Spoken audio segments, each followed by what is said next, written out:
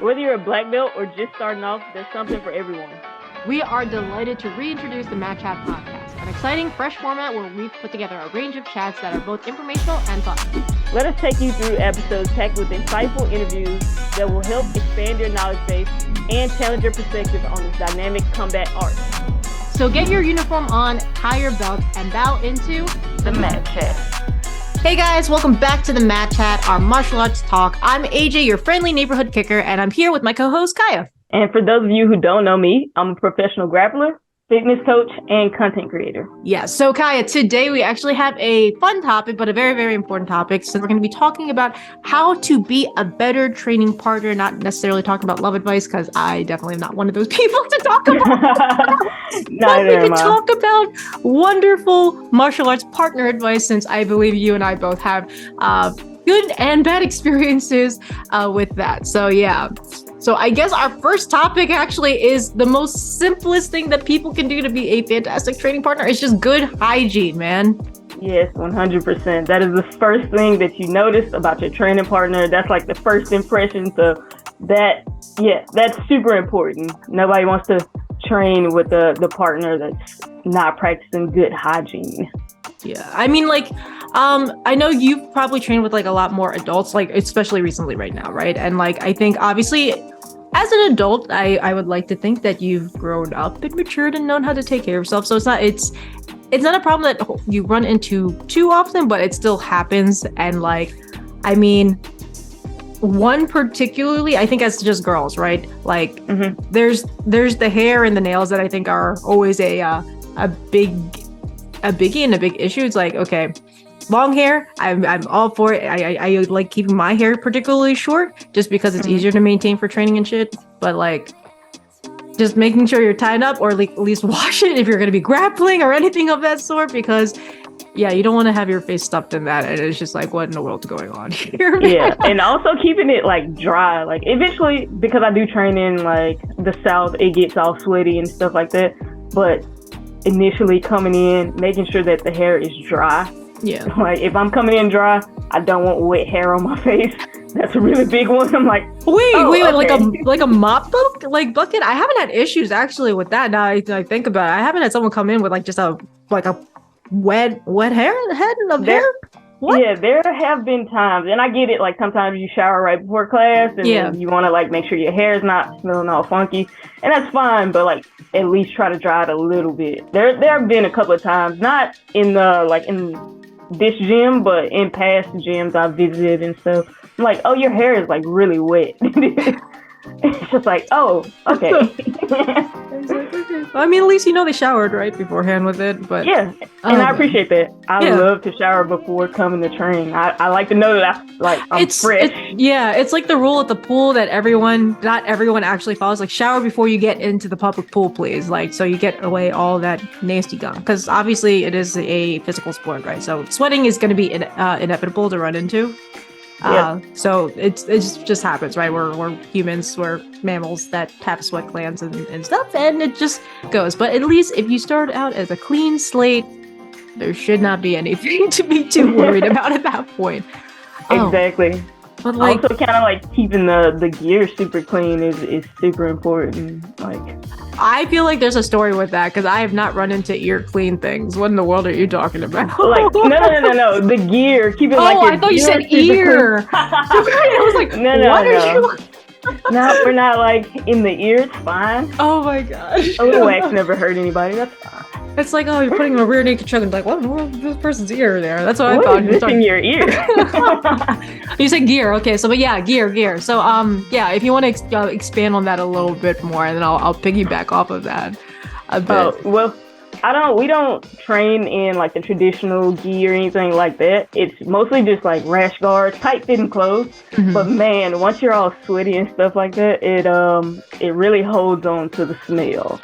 So not only do you have to like make sure that you're clean, you gotta make sure that your rash guards and your shorts and stuff is like clean.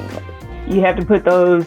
Sometimes I have to soak my rash guards because it's hard to get the smell out. Like it smells like a bunch of other people. So Yeah, it's really bad. Oh my god. No, like, this smells like Travis. Dude, like in the winter, I know before, like when I was like in boy camp, and even like with my karate stuff too, like with training, like sport karate, like I would have like certain gis that I kind of just like left in like sparring bag after I like get changed after class, and then you forget about it, right? But then in the winter, you go back into it, you're like, oh, what's this? It's like, and like, oh dang, that is that's solid, and that should probably get washed really with that. Oh man, but like it's I think uniform, I don't know if it's just also possible like being quick, right? So I know a lot of people, especially if you're an adult, right, going into training, sometimes you just throw whatever you can in the back of your car, you just put that on and try to get the training because you're trying to get your hours in, right? But yeah, try not to overlook that, because no one likes to hug someone that's a stinky bug, man. No one likes that. You're probably gonna get thrown around a lot more than usual to keep your bar back in that distance. Yeah, for a while I didn't understand. I was like, man, like my rash, I'm washing them, but they still stink. And so I had to like get myself on the schedule of, for one, take them out of my bag. First thing, take the rash guards out of your bag immediately. I don't even, like, after training, I don't even put them back in my bag. I like clip them on the side. So I remember when I get home, just put it in the wash right away. That's probably a smart thing.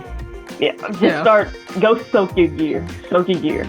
If you're not gonna wash it right away, I have this bucket to just soak my gear. So oh dang, okay. Because it's like, I know with the quick, people do the quick feeds like, oh, have Febreze or like Lysol. So I know I used to have something like that like in my car, at least just for like some of the other gear that you can't obviously like wash and soak, like boxing gloves and stuff if you're in striking arts and everything, right? But like definitely for clothes, you can't get away with that. You can't get away. No Febreze, no matter what kind of commercial you watch for that, that's not getting rid of those germs or that stench and that germs and shit. Like you need to deep clean that crap real quick. For sure, strip that.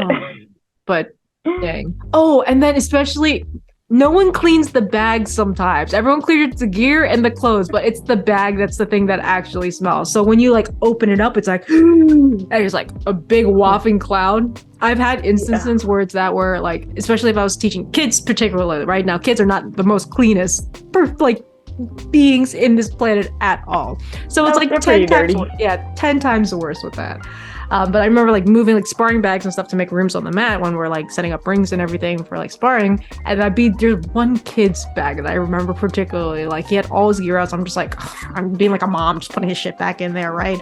And then the bag I opened, I was like wafted out. I'm like, holy heck. And I'm like, whose bag is this? I like straight up like called out, like, who the heck's bag is this? You're moving that, because I'm not moving that right now. Oh, dude. It makes you step back for a second. You're like, oh my gosh. Dude, yeah. There's been times, I mean, I've been guilty of that one too. Like, I had to put bags on rotation. I'm like, oh, this is when it's time for a wash. Yeah, it's like we've been both on the receiving end of bad hygiene, and I've probably also been guilty at one point in our lives of also being responsible for the Kiaya or AJ. You gotta step back a little bit. It happens, man. It's also super important to like keep I keep a toiletry bag in my bag so that if I do forget to put on like deodorant or something or brush my teeth, I keep all of that in the bag. I've been on the receiving end, like you said, and I've been the person guilty of it. So I'm like, all right. Dude, honestly, yeah, like have toothbrush on you, nail clippers, man. Yo, nail clippers. I don't know how, like, yeah, some people just don't cut their nails, and I don't understand it. Like me particularly, I don't like my nails long already to begin with, just because I feel like I have to scratch. And I mean, I have eczema too, so like if anything's irritant, like it flares up really badly. So I cut my nails already. I don't like any of that other shit. But like, there's some people that have some gnarly ass nails, and especially like, you're like, oh, about to grab or shake hands, or you're about to punch or grappling, and it's just like, what is underneath your fingernails? Yo, it takes one time to get a really big scar for you to be like, hey, I need you to cut your nails. Yeah. Like, no, don't do that. Toenails too, man. Yo, like kicking, especially kicking arts, like, I don't know. I've gotten cut randomly. I'm like, was that the Velcro of the gear? Like, no, that was that blade and whatever unregistered weapon that you have on your big toe right there. We need please remove it. Yeah, please remove it. Please cut that off. But ultimately, outside of just, good hygiene, not just for the sake of comfortability for the people around you, right? It is actually like for health reasons, right? Because, right. You are going to be sweating, you are going to be doing stuff. And especially even with like this day and age right now with like the whole pandemic passing and everything, like it's even more essential now than ever, really, just to keep clean and be aware of your own health as well. Right. Staph infection is real. Ringworms, they're not nice. Yeah. I've been lucky enough not to run into anything of that sort yet with that. Like especially with like grappling with judo and everything, especially with people with the gis when we're talking about like not washing their clothes. There's some people that hang their gis and they just don't wash them for like months and months and months. And I'm like, I hear there's a really big debate about whether you should wash your belt or not. I don't know. We don't wear a belt, but some people don't wash their belts. I don't know what the deal is on that one. I mean, unless you're I wouldn't really wash. I mean, me personally, I don't see a reason to wash a belt unless like obviously someone throws up and bleeds on it or something like that at that point. Like something like actually like humanly toxic. Like, okay, let's not do that. Not have the evidence of that on there still. But otherwise, usually in like normal courts, if you're just training and stuff, like I don't see why you need to wash your belt just because like I don't know. Yeah, that's it though. But I've never heard of like significant issues. It might also be just traditional things depending on like the art, I guess, and like the school background. But yeah, all in all, guys, just just keep yourself clean, a good hygiene, and you'll make everyone much more happier on the mat. Yeah, and also don't come to practice sick. That's also a part of being please don't. Yeah, please hygiene. Do not. You feel like spread germs. Yes, if you feel like you have a cold, feel like you have a fever, no matter what you think you do, like, oh no, exercising will help him out. No, go home. Just go home. Please go home. Please. Yeah. So outside of being aware of how you're feeling, you need to also be aware of your own attitude, your own energy. Like that's super important too when you come in to train. To just think about like, all right, I know you got stuff going on at home, but come in with a positive attitude because everybody's there to like, learn and figure out this thing. Yeah. I think honestly, even I say from experience too, like the mat, the dojo, your school, whatever it is, wherever you train, like it really is a safe space for a lot of people to let out stress, but that doesn't mean you should act like an asshole when you're on the mat to like taking stress out on everyone else, right? So like just being self-aware, and obviously that comes with a little bit of maturity, right? And knowing yourself too, like I think martial arts is a really great vehicle, and if you're part of a great community and a great school to kind of help be a better you, right? So yeah, definitely if you feel like you're a little bit hot-tempered, hopefully you have established hopefully some good connections in there that maybe you can talk after class or before class if you really need to about stuff. Yeah, because I know there's been situations like that, at least on my end. I don't know about like with Kiaya in particular, with maybe like similar experience or story with it. Honestly, it's super rare. Again, that goes back to having like a really good culture in the gym and having good leaders that really cultivate a good culture. And so it's super rare that I run into people. Usually it's like the new person that's there to figure it out, there to like, prove they're the best. And usually they don't last long. That's the thing. Like if you want to maintain your time in the gym or you want to stay in the gym, you got to like start forming some good relationships and be nice to people. The thing about jiu-jitsu or just martial arts in general is it mixes a lot of different personalities, a lot of different backgrounds. And so you have to learn to not be such a hothead, learn how to like, just take stuff and let it roll off. And so, yeah, it's super important that you do that. And that's like the beauty about, I feel like, martial arts. There's a lot of people that I feel like I would never have run into if I didn't train martial arts, honestly. Like, just because of either, like you said, different backgrounds, like even just different parts of the world and like talking to people. Even like if we're kind of getting into the grid of things, like just different economic backgrounds and stuff too, especially if like your school happens to also provide, like say, quote unquote, some kind of like scholarship for people that might not be able to normally afford like martial arts lessons. Like you get to meet so many different people from so many different backgrounds that I don't see how you couldn't learn how to be a better person, not for just other people, but for yourself too, and just getting different things. Do you happen to have like also like multicultural like people, I guess, coming in like into your school? Because I know there's like, depending on the area of the martial arts school, sometimes it like, especially say Asian population, or I know there's like a Hispanic, like Korean population by a Taekwondo school that I used to like kind of swing by before during college years. And so that was cool, hearing the different languages and just different cultures. And I'm just like, oh snap, that's like really, really dope. Nah, so I'm in Alabama, and there's not a lot of diversity here, honestly. But there's like people from different backgrounds, you can tell, culturally.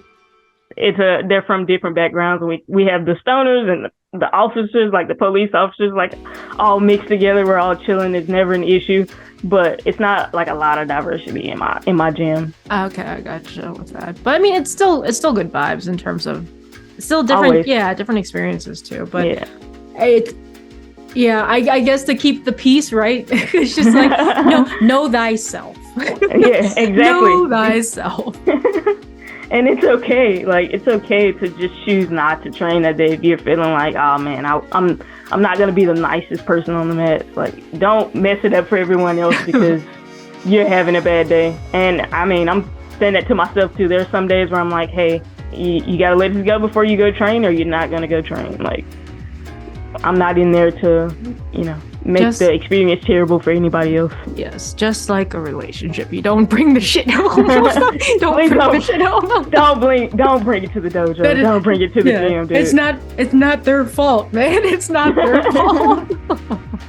Just talk it out. Talk it out, man. That kind of goes for the sparring too, though. Like, when you're sparring, I don't know if you've experienced this. Like, there are some times where, like, maybe like newer people, they'll get upset and they're just like, ready to go as hard as possible. Like, you gotta stay calm. I don't know if you've experienced any of that, but like, there are times. No, like, I know many of the times too, it's either the bully or someone that's dealing with something. And usually I know if a person falls under a bully, they're probably dealing with stuff too, in a sense, unless they're like a complete asshole, obviously, at that point. Then at that point, I'm like, okay, I'm sorry, man. I'm sorry. That's not gonna fly. But yeah, majority of times, like, at least there's been, I mean, I might not have been, say, for the best person, but at least I know I would try to understand why a person would do that and try to help out and like say like, yo, like, what's up? That's not cool, right? Or if you have obviously instructors or good coaches, right, that would call out that behavior. So it's like, yo, dude, what's up, man? Like, right. you don't need to do this. Like, because you don't ruin it just for everybody else. You honestly ruin it for yourself for a chance to like grow and be part of something bigger than yourself too. And that's the sad part, Yeah. It's like on the like flip side. Sorry. Yeah. No, you're good. Okay. Yeah. On the flip side of that, it's like you got to be able to like communicate and say, like, if you feel like a person is giving off that type of energy, you got to be like, hey, like, I don't want to train with you today. You just got to communicate sometimes. You got to be able to communicate and pick your training partners and just know, like, all right, this person is a little hot-headed sometimes. So my energy's not feeling that today. I'm not feeling that today. Today I came in here to do X, Y, and Z. This person is doing A, B, and C. So it's like, all right, not today. Some other day, that's fine. Yeah, communication just saves a lot of headaches, not just in the mat, but in life too, guys. In life too.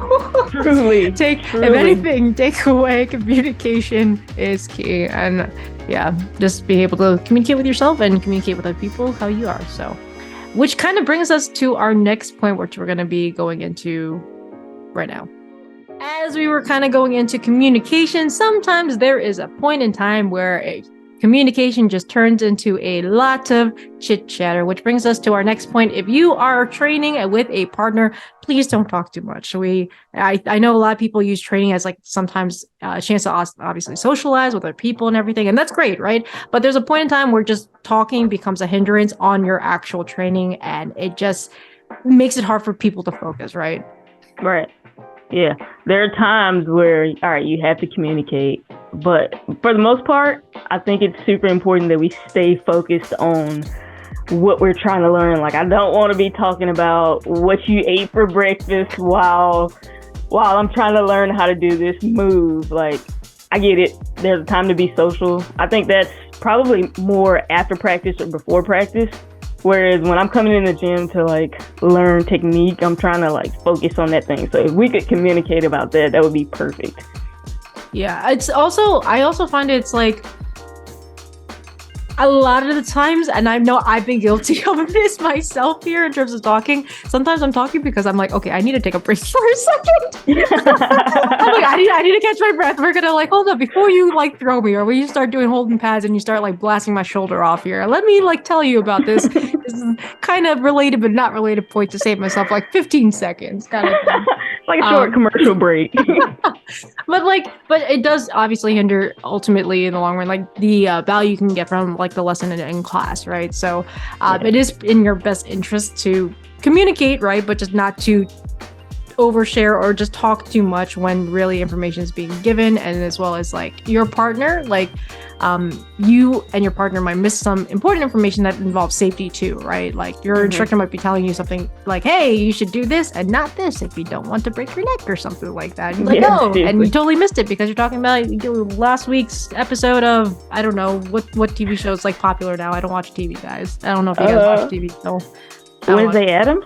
Oh, snap. Yeah, I have not seen any episodes of that, but that's been like all around the social media, man. It's really good. I've heard. But see, we're doing it now. We're supposed to be talking about the matches. See? All right, and that's not to say sometimes you can't like talk and kind of make some jokes. I'm good. Yeah. I make a lot of jokes during training. So I know we're all there to have a good time and learn and stuff. So I joke sometimes, but my biggest like pet peeve, I guess, or my biggest thing is like, while the instructor is talking, we shouldn't be having a side conversation. I shouldn't be having to listen to you and the instructor at the same time. It's like, hey, show some respect, and like everybody in here is quiet. Yeah. We shouldn't be gossiping and whispering and snickering off to the side. Dude, it's like, I know certain classes sometimes have different like levels, right? So while you might know the material, your partner might not know it. So like and everyone else in the class might not know it too. So just because you know it doesn't mean you should just obviously talk and like kind of push it off to the sideways. Like again, just showing respect, like you said, for your partner, people around you, like let them absorb, so that way everyone works. And then when everyone gets it, then you can kind of like talk and chat while you do your training. But you got to get the work done first, right? Right. And I also think like the best martial artists that I know, even like they're black belts, they've been training for gosh knows how many, like for up to like 15, 16 years, and it's like they still sit and listen, and I know they've heard these lessons 1,000 times. You can always get something out of it, so it's nice to listen and not be the person that's leading the conversation and leading the just listen sometimes. It's okay. You don't have to like over communicate all the time. Yeah, it's that like I think, especially if you're a beginner, it depends on the personality too, I think, right? Some people are just more chatty than others. But I would like to say that sometimes the beginners do have a tendency to, I guess, first be quiet, then they get that beginner confidence, like, yo, I got this. I'm such a badass now. But then you're talking too much because you don't really understand yet that you still have sometimes even more to learn. And then there comes that point, I think, in the midway of your career when your body's already already used to like the movements and stuff, that like, oh, your mind's catching over, like, oh shit, like this is a lot harder. Actually, we're starting to get into more difficult concepts, advanced techniques and everything. And you kind of learn to shut up when you need to shut up, right? Right. At that point. So it's a process, definitely. But if anything, if there's something important going on in the mat, just chill, sit back, relax, and keep your ears wide open. Right. Yeah. Another good thing to think about when you're considering like how you treat your training partners is just being able to respect them, whether that be like with their space, their time, whatever. Just respect that this is another human being that's here to do exactly what you came to do, and just respect that.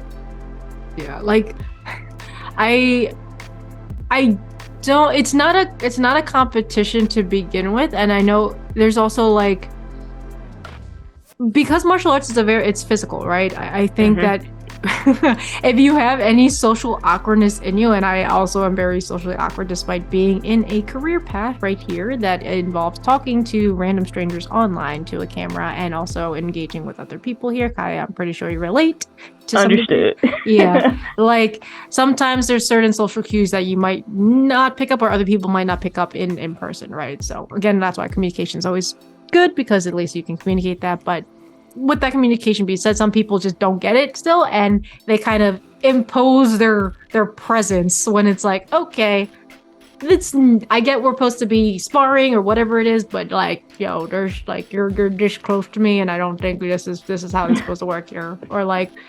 there's I guess there's also been instances where it's like people kind of trail you when it comes to drilling, like they always like, oh yeah, you're gonna be my partner kind of thing. I don't know if you've had instances like that. It's like, oh, I'm gonna train with someone else, or it's like, okay, maybe not the best training partner for today, but you don't have to politely tell them that. It's like, next time, buddy, but I'm gonna try to work on here. But it's that kind of stuff. Yeah, I think I was super guilty of just feeling like I had to work with the new people or the women in the class for a really long time, even though like my goal set was like, hey, I need to go off to the other corner over there and work with some of these guys or some of these like competitors and stuff. I felt super guilty, and it wasn't necessarily an issue with like somebody trailing me. It was like, I don't know. I think it was more in my mind, and I had to be more self-aware of, oh, okay, I don't have to be over there. Even my coach would be like, hey, you need to go somewhere else. You don't have to be in this corner. And I'm like, okay, cool. That's fine. That works. Yeah, it's that, and I think also like there's still, I think, certain techniques. Even and Kiaya, you have a little bit more experience. You have not a little bit more. You have a lot more experience in like grappling stuff than I do. But there's point in times, I guess, with like techniques where you're either like chest to chest or like during the chokes and everything. Like there's something about like just being aggressive and then just like manhandling someone for the sake of manhandling someone, right? Yeah. And it's like, okay, well, I understand you have to like technically be like close the gap, right, for certain techniques, but there's a point where you're like, okay, dude, you're kind of getting like too much, or girl, whatever the heck it is, like, okay, like loosen up, like give that space that you need there. And it's kind of like put yourself in their position and see if you would want to be dealt with the way that you're dealing with that person. The golden rule, right? The treat others how you want to be treated thing.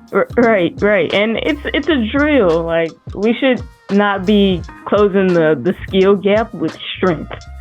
And we should not be going 100% in the drill right there. Like we're trying to like feel, and it honestly a lot of new people are just guilty of it, just not really knowing how to train just yet. Like you want to be strong enough and do it right so that when the instructor is watching you, that you get the thumbs up. And I've been guilty of that. Same. Yeah, but it's like, dude, we're not trying to close the skill gap with strength and athleticism. This is the time to break it down and do it slowly and make sure that you're making sure that your training partner is comfortable.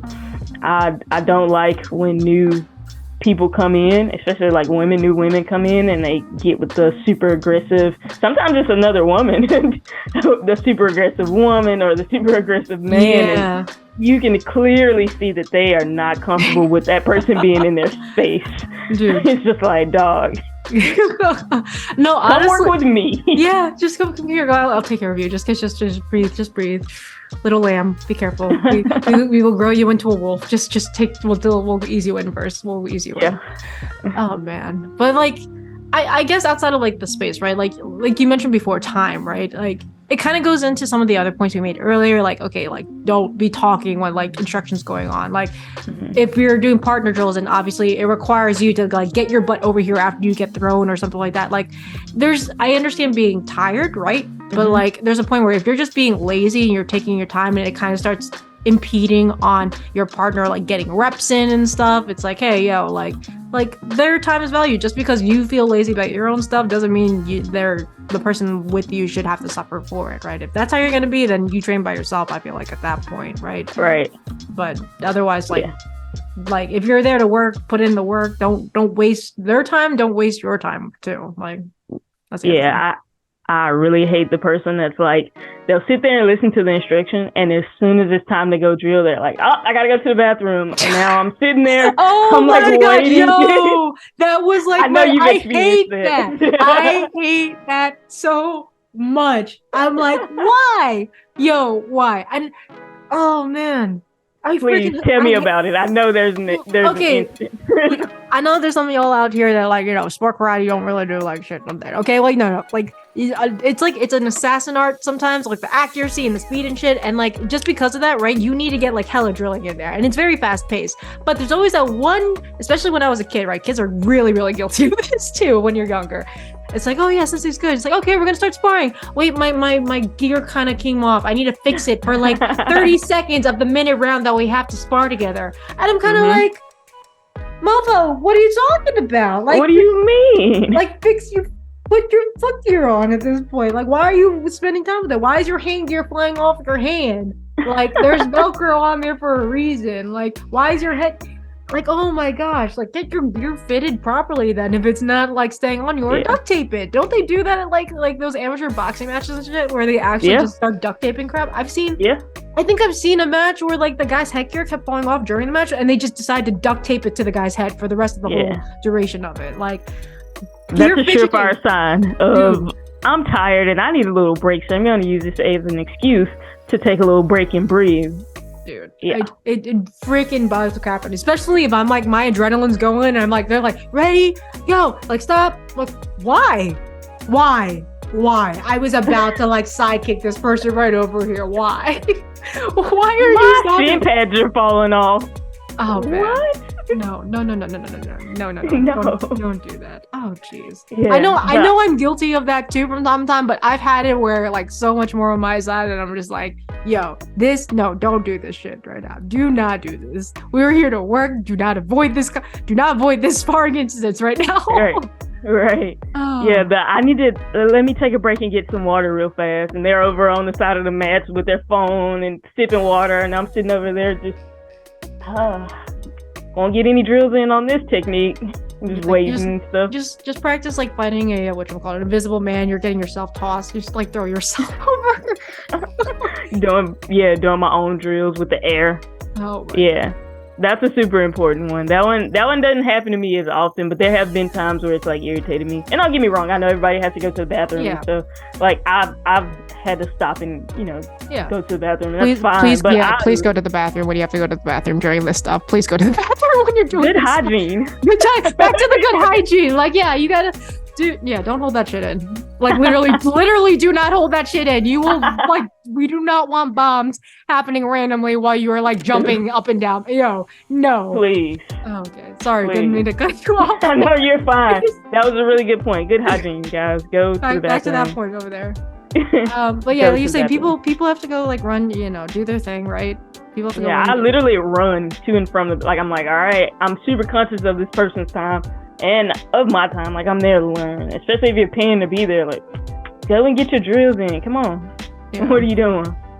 Oh, dude. But it's that, right? So like the time there, just like try not to dawdle, right? Like everyone's there to work. And then obviously at that point, it kind of brings us back to the whole like respecting your partner's space. It kind of goes, just be aware of your surroundings too. Obviously it is a physical sport of the sort, so like you're going to be either, if you're punching or kicking or throwing someone, I don't know, swinging a weapon of sorts, like you're not the only person on the mat, so don't act like it, because you're just going to end up either whacking someone without you knowing, when obviously you should have known of sorts. It's a safety issue too, right? Like you're not what do they call it, just like the king of the hill here. Like everyone's sharing the space, so kind of just be conscious of that. Yeah. There are the worst accidents, or like the times where people get hurt and kicked and stuff like that. That happens when people are not being aware of their space. When they're just, I get it, it's physical and you're both in tune with each other at the moment and you're not really worried about your surroundings, but you definitely should be. Especially like there are times where it's like, oh man, we're rolling off the edge of the mat.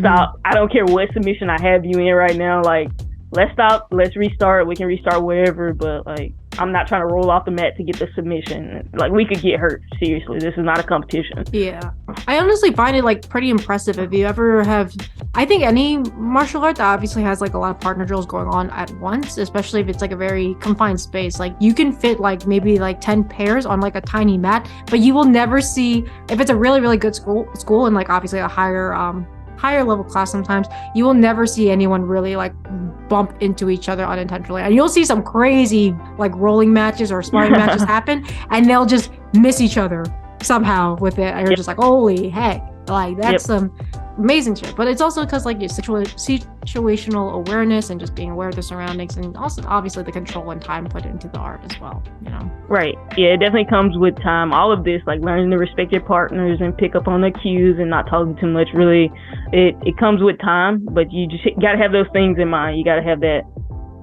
respect there to even just think about someone other than yourself. So definitely respect your partners, guys. The season of love. Yeah, season of love, right? We were just talking about respecting your partner, right? Now, I know Kai just mentioned right before we moved on to this point here is the whole like paying attention to your partner's signals. Now, guys, we are not that kind of podcast in regards to like talking about those intimate moments that you might have with your significant other, your loved one, and stuff. So you might want to save that talk for the bedroom late at night. But if we're talking about martial arts, understanding your partner signals is very, very important still. So very, very important in that case right there.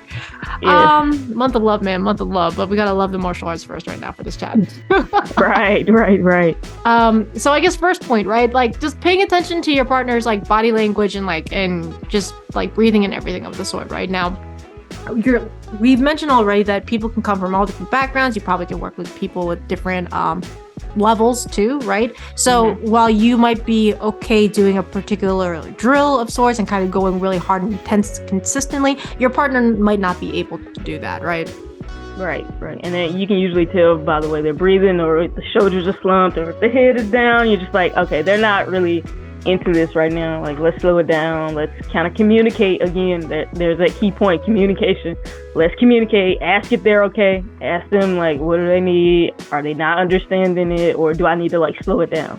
That's super important to do. There's a whole thing about like, obviously, yes, you are there to train for yourself too, but obviously because if you're with a partner, and again, kind of going back to the whole like, you know, like February, you know, theme, love and relationship stuff, you kind of have to give and take, right? All love here, but you got to give and take, right? So if you're working with someone as a team, right, you need to make sure that you can both go at a pace that benefits each other, right? It can't be lopsided, otherwise like you're not going to get the work that you want, and the other person definitely is not going to be getting any work, and it honestly could be discouraging, right? I think I've been in situations, especially just being a female, right? Like, and a lot of martial arts, I would like to say a lot of these martial arts schools that I've been in have been predominantly male, and when I want to get like good work in, there's a big physicality difference sometimes when it comes to the strength and everything, right? And it does kind of like, okay, dude, like, I can't punch as hard as you, sorry, but like, I'm trying my best trying to keep up. Or like, if I'm holding pads and the guy's like, I don't know why I got partnered with a guy that was like twice my height, honestly. And sometimes it happens, man. Sometimes it happens, but like, it's there. And like, I feel bad too, because I'm like, I understand he wants to like get his work in, but it's like, I can't do it. So you have to find a medium and communicate so that way both parties are happy. It's hard sometimes, right? Yeah, and fast is not always the answer. Fast doesn't mean you're doing it well. Sorry, I'm sorry, I took that out. Not again. This is not that type of podcast. Whoa, Anyway, we're talking about martial arts, guys. We're talking about the drills, guys. We're talking about the drills. For the drills. Yeah, for the drills. Back on topic. Yeah, sorry. Smooth is fast. For the drills. The smoother you can do, the easier it'll come. The better the technique will be. Yeah, technique first. That's what I usually tell people first. Technique first. The speed and the power will come later on as you kind of develop that, right? Right. And you can learn from anybody. Like, it's really, you're there to get better, and the better you can make your training partners, the better you can get. So it's like, okay, yeah, you might look cool hitting the pad this fast, but like your training partner is confused. So it's like, slow it down. I mean, if you can get them to understand later on in your career or later on in your journey, this person could be a really valuable training partner for you. So just think about that when you're out there with, hitting the pads or doing the drills. Yeah, I honestly think those moments, as long as your instructor is okay with it, are great opportunities to kind of test your own knowledge and skill set in terms of teaching and helping someone else understand something that they may not. And like, there's that whole saying that like, if you teach something, you kind of learn it twice over, in a sense. Just because, like, again, it's like how in-depth do you actually know the technique that you can properly communicate it to someone that doesn't know anything or is just completely oblivious to the information? Can you really break it down? Can you have them translate what you're saying into the drill or the technique that you're doing, right? So there's a benefit that can come out of it if there happens to be a skill set gap between the two, right? But you got to just read that. So like you said, body language, obviously, in regards to just whether they're getting or not. Injury, honestly, that's the one thing too, just being aware that someone might be hurt. And I think we've all been there too, where we're just kind of gritting our teeth and like, this doesn't hurt kind of thing. But it can run into like longer term issues and injuries that can prevent you from training ultimately. Like, I don't know if you've had situations like that particularly. Yeah, there are like little nagging injuries that eventually turn into, oh man, like even so one of my students yesterday, he had been talking about how his shoulder was bothering him, and yesterday it actually popped out of place, and he just lay there for a second. I'm like, hey, you gotta like, he said it always does that, but this time it like actually popped out, and so it's like, yeah. But honestly, I understand wanting to train and stuff like that, just train with your injuries or like, but you gotta kind of be, again, goes back to you being self-aware also. So, like, you gotta know, and you need to, again, communicate. See, self-awareness, communication, and good hygiene. Those are the keys. For a happy, on-the-mat relationship with whoever you're with at that point in time. Oh, man. So, I mean, ultimately, right, like, in terms of just paying attention to your body's, like, body language and everything, like, encouragement, right? So, like, if you, depending on the reception of, like, what they're doing, whether it be an injury, whether it be just emotionally just down kind of in dumps or just not really in it with the drill, like, it doesn't ever hurt. And like you said, just to have good vibes and being able to spread those vibes to other people, right? Yeah, especially if it's a new person coming in. You wanna like support them as much as possible. You want to encourage them as much as possible. You want to kind of give them some tips and stuff. But I have this, I got this rule from one of my striking coach. He's like, I only tell them how to do something correctly 3 or 4 times. After that, it can be a little nagging. It can be like they're clearly not receiving it in the way that you want it to be received. So it's like, just encourage them or just tell them that they're doing this one part right. Like, don't be the person that's just like, no, you're not doing this part right. Do it like this. Well, now you're becoming the instructor. You have to just encourage and support what they are doing right, as opposed to like trying to perfect what they're doing. The new person is not gonna get it like that, No, I gotcha. There's like, it's that you said with that, you're not the instructor at that point in time unless you're put into that, that role right on the mat. If you're not the instructor, you really shouldn't be trying to take that role unless already assigned to you for it.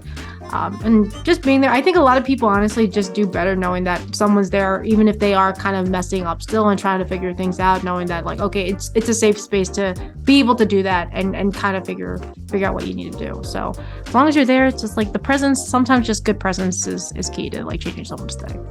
All right, last point here. We all know of a person, if you've been training for a while, that's there to win every single drill. I would say we're there to practice, not to win the drills. And when I say win the drills, I mean the person that's like, trying to defend the thing that we're practicing. Like, if you're trying to defend during the drills and that's not a part of the drills, like, dude, what are you doing? Like, I'm not learning because you're like, well, if I put my hand up like this, then Yeah, that then definitely. you commit. That sounds like someone did this to you. Man, I got to. Man, it's usually just new people. You know, you there, you trying to figure out what it is. But yeah, there are times where you're like, dude, you are resisting way too much. I'm trying to get a feel for this thing. Later on, we'll work under resistance. But right now, we're trying to learn and get a feel for a specific move. So no, it's ultimately that, right? Like, the only thing you're really doing at that point, if you're trying to win, is just win more to feed your ego. And like, honestly, a martial arts is a sport and art, however you want to like perceive it, right?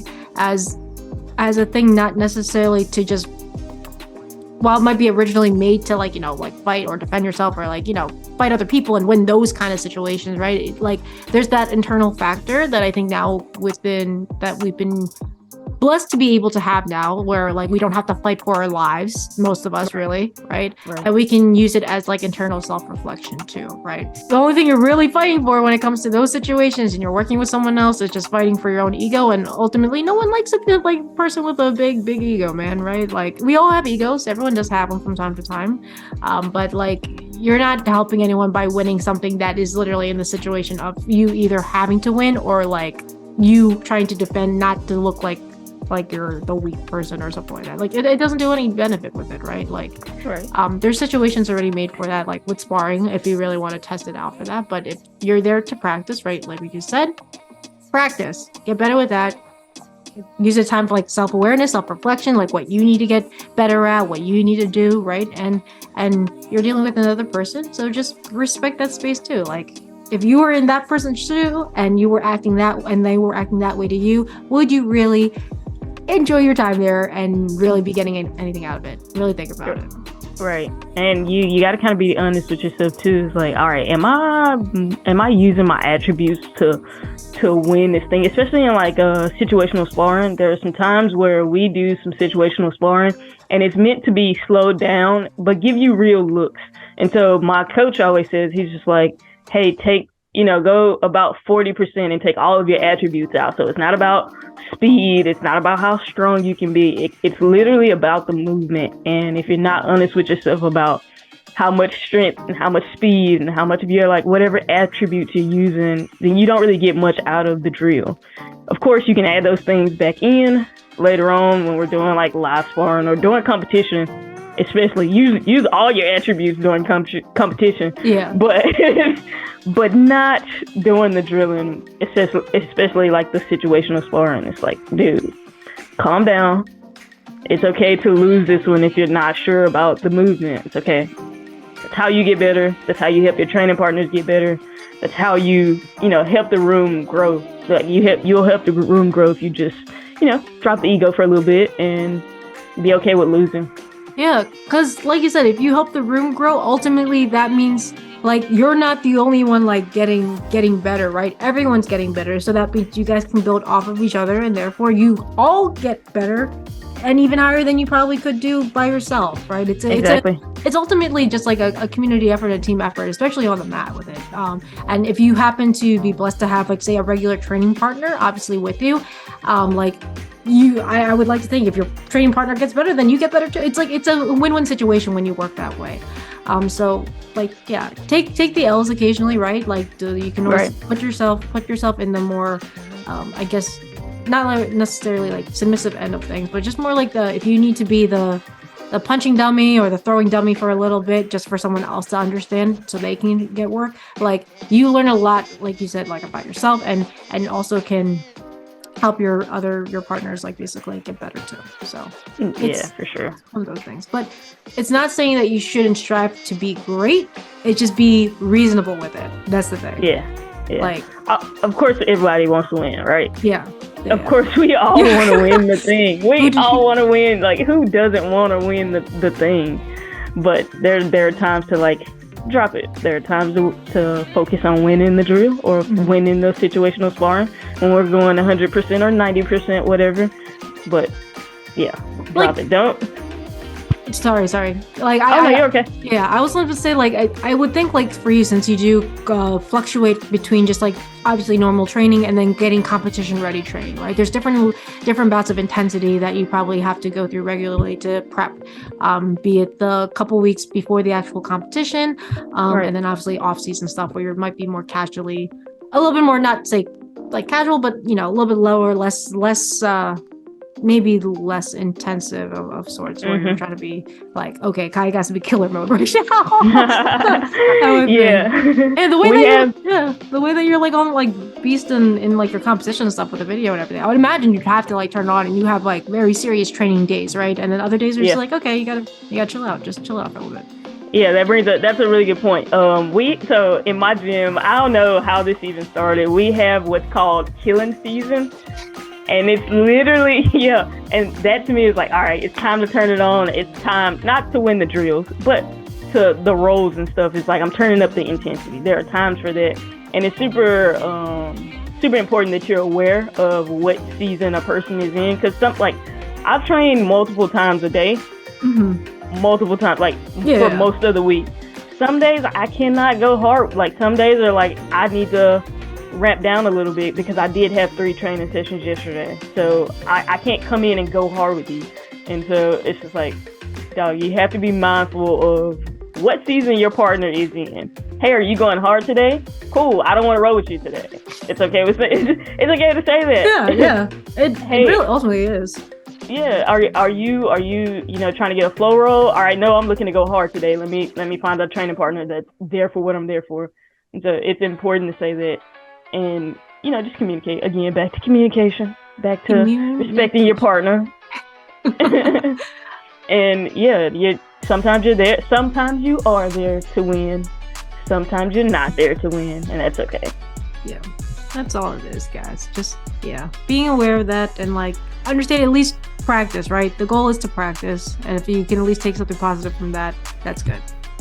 And that's a wrap for today's Matchat. I hope you guys enjoyed today's episode on how to be a better training partner. Hopefully you guys took some tips from this. And if you guys have anything particularly that you'd like to share with us that you've kind of thought about while watching this, please let us know in the comments below. Our goal is to release a new episode every month. So if you have any other topics or guests you'd like for us to interview throughout the year, let us know. Again, comment down in the YouTube video below, hit us up on Discord, and we're always down for suggestions. And of course, please check out our socials. Kiaya, where can people actually follow you? Yeah, so you can follow me on all the socials, IG and TikTok at Kiaya.J, and on Facebook and YouTube at Kiaya J. And also, for all your training needs, check out train.kiaj.com.